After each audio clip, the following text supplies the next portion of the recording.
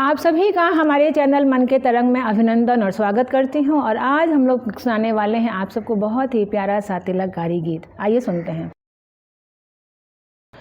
भैया सज धज के बैठा नायंगनवा, आज तो हर सरवाया बता।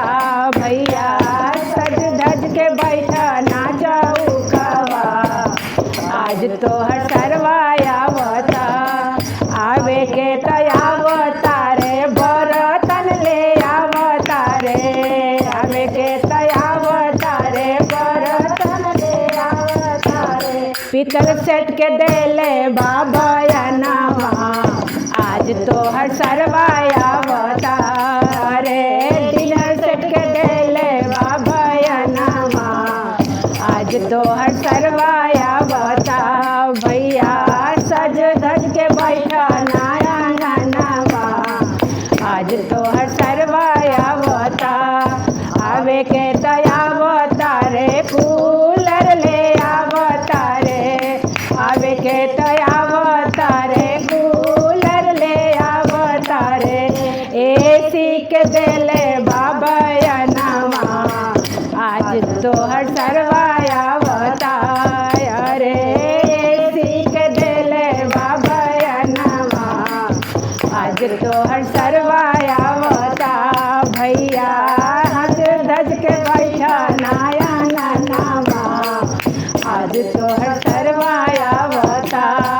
आवे के तयावतारे फ्रीजवा ले आवतारे, आवे के तयावतारे फ्रीजवा ले आवतारे।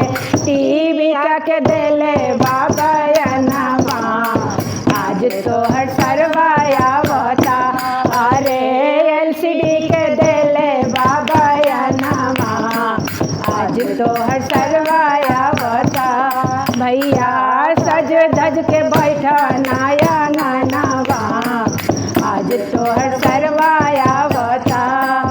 आवे के तयावतारे सूटवा ले आवतारे, आवे के तयावतारे सूटवा ले आवतारे।